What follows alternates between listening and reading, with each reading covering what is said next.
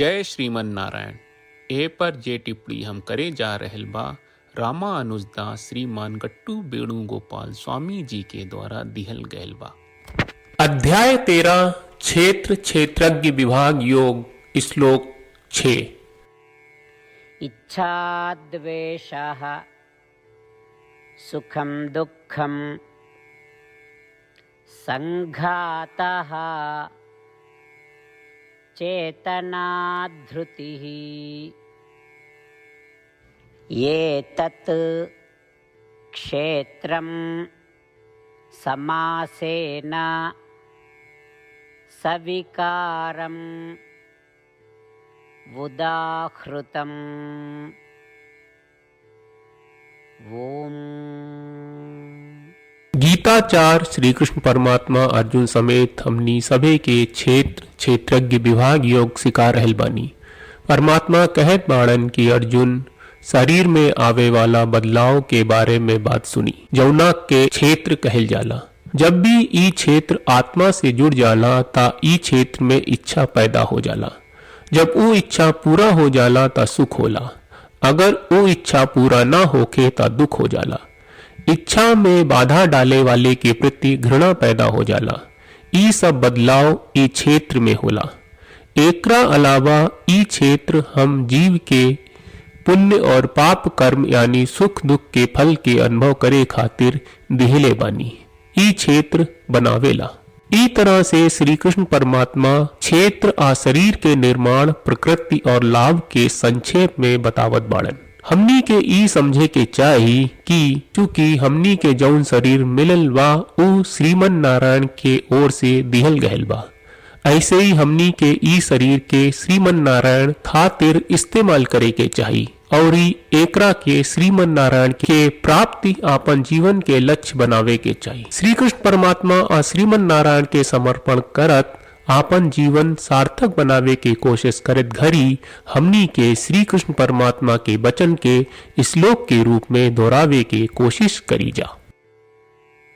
इच्छाद्वेष सुखम दुःखम संघातश्चेतनाधृतिः ये तत्क्षेत्रं समासेन सविकारमुदाहृतम्।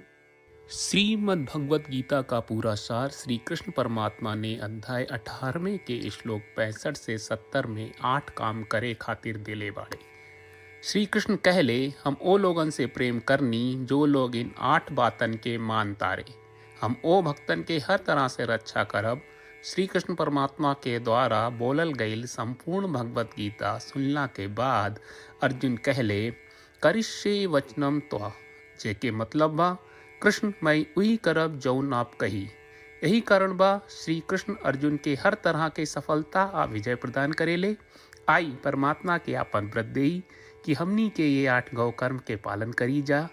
ई वचन परमात्मा के देवे से बड़न कौनो पूजा तपस्या यज्ञ नहीं। हम 8 प्रण कहब जौन हमनी के करे के चाहिए। आप सब कृपया इन्हन के आपन दिमाग और दिल में सोची। श्री कृष्ण के आपन वचन देवे के ई तरीका में हमनी सबकी कल्पना करे के चाहिए कि श्री कृष्ण का चेहरा खुशी से चमकत बा और खुशी के एहसास करत बा। जय श्रीमन नारायण। यहाँ हमनी के 8 वादा बा। हमनी के पहला वादा, हे श्रीमन नारायण, आपका निर्देश के मुताबिक हम हमेशा तोहार ध्यान करब और तोहार बारे में सोचब। हमनी के दूसर वादा, हे श्रीमन नारायण, आपका सलाह का अनुसार हम हमेशा आपका भक्त रहब। हमनी के तीसर वादा, हे श्रीमन नारायण, हम आपन सब काम तोहरा सेवा के रूप में और तोहरा संतुष्टि खातिर करब। हमनी के चौथा वादा, हे श्रीमन नारायण, जैस की आप माने के कहले रहलू, हमरा बहुत विश्वास बा कि हम आपके होई और हम हमेशा आपन दोनों हाथ जोड़ के आपके नमस्कार करब और आपकी पूजा करब। हमनी के पांचवा वादा, हे श्रीमन नारायण, हमरा के तोरा बात माम एकम शरणम ब्रज 1866 याद कहले, जहाँ आप हमरा के आपन का अर्पित करे का कहा। श्रीमन नारायण, मैं हमेशा तोहरे शरण में रहब। हमनी के छठवां वादा, हे श्रीमन नारायण, हमरा के तोहरा बात माँ सुचहा 1866 याद कहले कि आप हमनी के शोक ना करे का आश्वासन दे रहे बड़े, हम अब और शोक ना करब। हमनी के 7वां वादा, हे श्रीमन नारायण, आपने हमरा खातिर श्रीमद् भगवत गीता के वितरण करके हम सबके कृपा कहले और आशीर्वाद दहले बा।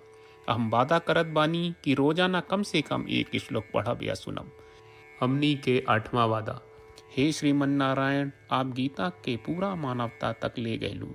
हम गीता में आपके दिव्य वचन के उन भक्तन तक पहुँचावे के प्रयास करब जे गीता से अपरिचित बा। हे श्रीमन नारायण, हम उई करब जौन तू करे का कहब। हम ऐसन व्यवहार करब जैसन आप चाहत बानी और हम खाली आपका खातिर काम करब। श्रीमन नारायण के रोज आपन वचन देहल कि हम ओइस करब जैस आप कहत बानी, ई अपने आप में बड़न पूजा बा। श्रीमन नारायण, करशे वचनम त्वा। श्रीमन नारायण, हम तोरे निर्देश के मुताबिक काम करब। सर्वम श्री कृष्ण अर्पणम अस्तु। जय श्रीमन नारायण। इच्छाद्वेषः सुखं दुःखं संघातः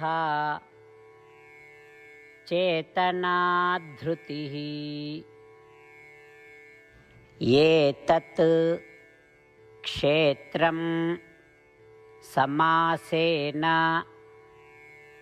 सविकारम् उदाहृतम्। ॐ इच्छाद्वेषः सुखं दुःखं संघातश्चेतनाधृतिः एतत्क्षेत्रं समासेन सविकारमुदाहृतम्। जय श्रीमन नारायण। सब भक्त लोगों से विशेष अनुरोध बा, जीवन में हर चीज में हमनी के तत्कालिक और प्रभावशाली परिणाम की अपेक्षा रहेला। एकरा खातिर आइए रोजाना 1 मिनट के समय निकालल जाए और नारायण आश्रम पढ़ल जाए।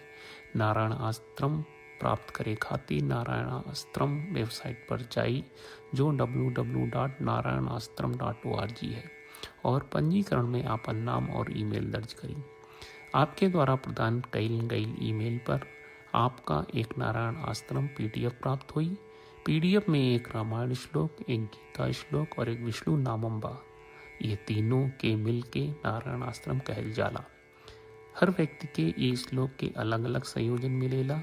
जब हर कोई 24,000 भक्तन के साथ रोजाना आपन नारायण आश्रम पढ़त आ सुनत बा, ता हर दिन संपूर्ण रामायण का एक दौर, श्रीमद् भगवत गीता पारायण के 33 दौर और श्री विष्णु सहस्त्रनाम स्तोत्र पारायण के 24 दौर प्रतिदिन पूरा होएला। ई एक बहुत ही उल्लेखनीय और विलक्षण परिणाम बा, जौन हर एक दिन ऐसकरे से निकलेला। ई कारण बा कि आप और आपके परिवार के सदस्य तुरते जाके आपन नारायण आश्रम प्राप्त करी। जय श्रीमन नारायण।